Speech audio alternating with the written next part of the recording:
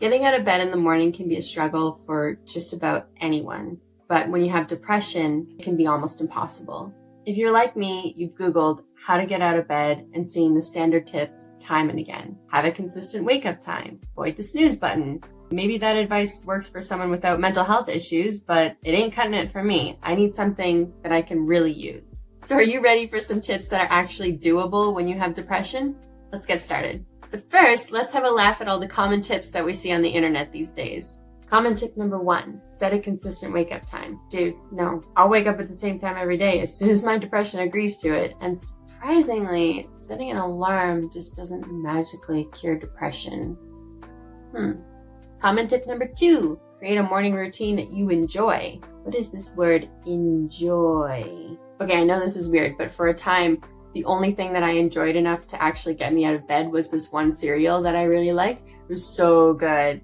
But then I did that thing where I ate too much of it, and now I have nothing. Nothing! Tip number 3, get some sunlight. Yes, 1,000 times yes. But what about days when it's not sunny? And what do I do on those days? Languish? I can languish. I'm good at that. Common tip number 4, have caffeine when you wake up. I mean, yeah, coffee in the veins gonna wake anyone up, but now I'm depressed and anxious and it's not even 9 a.m. Common tip number 5, avoid the snooze button. Avoid my best friend in the entire world? No, I will not avoid him. That's very manipulative of you to try to separate me from my best friends. Common tip number 6, prepare the night before. Now, this one I will adopt for my depressies out there because I think that it is useful. So more on that coming up. Common tip number 7, exercise when you wake up. Common tip number 8, eat a healthy breakfast. Yeah, but how do I get out of bed to make that breakfast? Oh, just get my butler to deliver it to my bedroom for me? Oh, this is so how could I forget? Thank you, butler. Common tip number 9, avoid stimulants in the evening. Don't have coffee. Okay, that I can do. Don't have a big meal. Sure, barely eat anyways. Don't have screens. Shall I just scroll through my brain instead? Because that's not going to be an easy trip to Sleepy Town. Okay, so let's get to some tips that can be actually useful for people with depression. Tip 1, use a sleep cycle app. This doesn't often work on its own to get me out of bed, but I have no hope of getting out of bed at all if I'm woken up in the middle of a sleep cycle. What is a sleep cycle? There are 4 stages of sleep. Stage 1, light. Stage 2, deep. Stage 3, deep. And REM sleep. And your brain and body will cycle throughout these stages in the night. And one cycle is usually about 90 minutes for the average person. So you know those days when your eyes just naturally open? That only happens when you're in light sleep. You do not just naturally open your eyes from REM, unless you had a nightmare and it scares you awake. But then you usually have good old adrenaline pumping through the veins, which will make you feel nice and alert.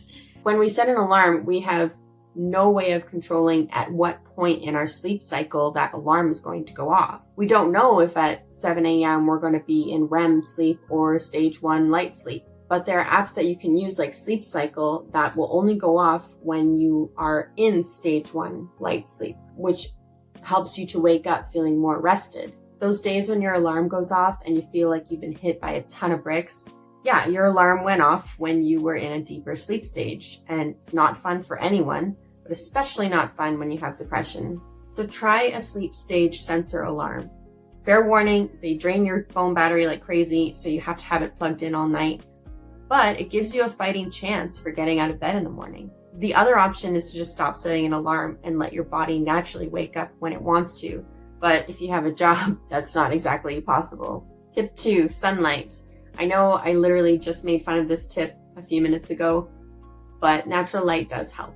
And on days when the sun isn't out, you can use one of those happy light things. I have one for days that are overcast or rainy. But I will say that there is something different about the sun compared to the happy lights. Like, man, we need the sun so badly. So what I do is once I peel myself off the bed in the morning, I stand in front of the window for like 30 seconds and it helps. If you can go outside, even better. There was a time that as soon as I woke up, I was just going outside on the front steps and standing there for like a minute. And my husband is like, what the heck are you doing? I don't need to do that as much, but it did help me a lot. So going outside is nice because you get the feel of the sun on your skin, the smell of the earth and nature around you. But if you can't get outside immediately when you wake up, then standing by the window is at least something. Sometimes it's hard to even get up and stand by the window. So my third tip is anthropomorphizing a drink. So that's a mouthful. What does it mean? Have you ever heard people say, oh, I like to have a cup of tea around because it keeps me company? This actually has been really helpful for me, and I'm going to risk sounding like a huge loser saying this, but have a drink with you and treat it like it's your friend or your companion. I go to sleep with a cup of water on my bedside table, and when I wake up, I take a sip, which is good for helping you get alert in the morning. But I also see it as like my friend that's there, and I need to get up for my friend. It's like my accountability buddy. I think for people with depression, c-ptsd, and anxiety, it's a lot easier to do things for other people than it is for ourselves. And the mind is such a powerful thing, and imagination is something that we seem to lose as we get older, and we don't use it as much. But it can have a huge benefit for our mental health. For example, right now my husband and I are having a really hard time financially. Like, I have zero income. Everything in the house is breaking. We're struggling to pay our bills, so we can't pay our bills. And I saw this thing recently that said, when times are tough, imagine that you're a pioneer in the olden days. And I've been doing that, and it's kind of fun. Like, it turns our situation into an adventure. You could say that it's just deluding yourself, but if you feel better, does it matter? Imagination is a wonderful thing, and I believe it does have the power to help heal us. So imagine your cup of water or tea or coffee as your friend. If you don't have a cup at your bedside, you can imagine, oh, I have to go make my coffee. And it's like, I have to go make my friend because they won't exist without me. So I have to go bring them into existence now. I find it helps me to have a drink with me even the whole day. I'm carrying on for the drink. In the morning, it's water, then coffee. In the afternoon, it's Coke, Coke Zero, sparkling water. And in the evening, it's fake beer. One thing I wondered is, why can I get up for the sake of a cup of water, but not for the sake of another person? Like, why can't I get up for my husband? I don't know, man. But I think it's because you start to get resentful when you're always doing something for other people. But if you don't have the ability to do it for yourself, then it's kind of useful to take an inanimate object and think that you're doing it for it. Tip number 4 is make the bed less comfy. I do this by wearing full clothes to bed. This might not be possible for everyone. I know some people just can't sleep in full PJs.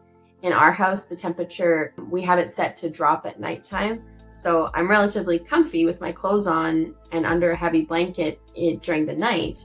But then in the morning, when the temperature goes back up, I start sweating, I'm super hot. Suddenly the bed isn't so comfy anymore, and I'm more likely to want to GTFO.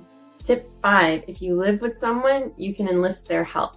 Now, this tip is not as great because it requires someone else to help you, but it could be of use to some people. There are days when I've asked my husband for help in getting me out of bed by any means necessary, and he will enjoy annoying the crap out of me, tickling my feet, blowing air in my face, keeping the blanket away. For a few minutes, you'll wish the apocalypse on that person, but it actually does help. And even though it always makes me really peeved off at first, usually things morph into giggles and we start our morning off laughing together, which is really nice. Tip 6 is make a to-do list the night before. Sometimes I find it hard to get out of bed because I have nothing to look forward to. And other times it's hard because I just have no plan for the day and I feel so overwhelmed by everything there is that I have to do that I don't know where to start and I just shut down. This tip helps me so much, and that is the day before, when I'm awake, I will make a manageable schedule for the next day. So I won't load myself up with crap to do, but I'll pick maybe 2 to 3 things that I just need to get done. And usually this is how I pick those things. I'll pick one thing that's occupying my mind that I've kind of been dreading or putting off. One thing that I enjoy that's fallen to the wayside and I haven't done in a while. And then one thing for my health.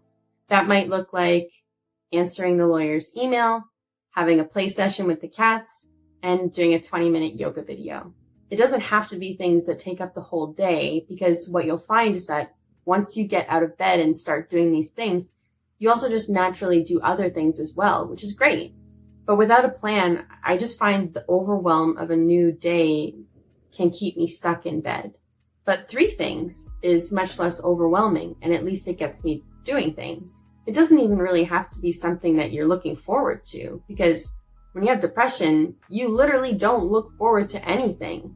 But I think the power in this tip is that it works to fight that overwhelm and the kind of paralysis that comes from being overwhelmed, not knowing where to begin and then just giving up before you start.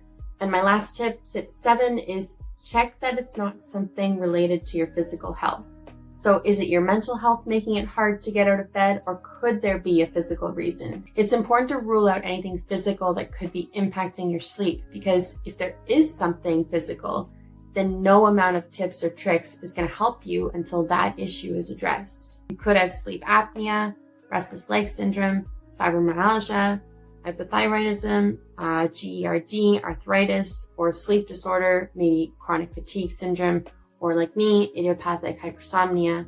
Talk to your doctor, get your blood work done, make sure it's the full comprehensive panel, but you'll have to ask for thyroid testing on top of that. Get your referrals to specialists.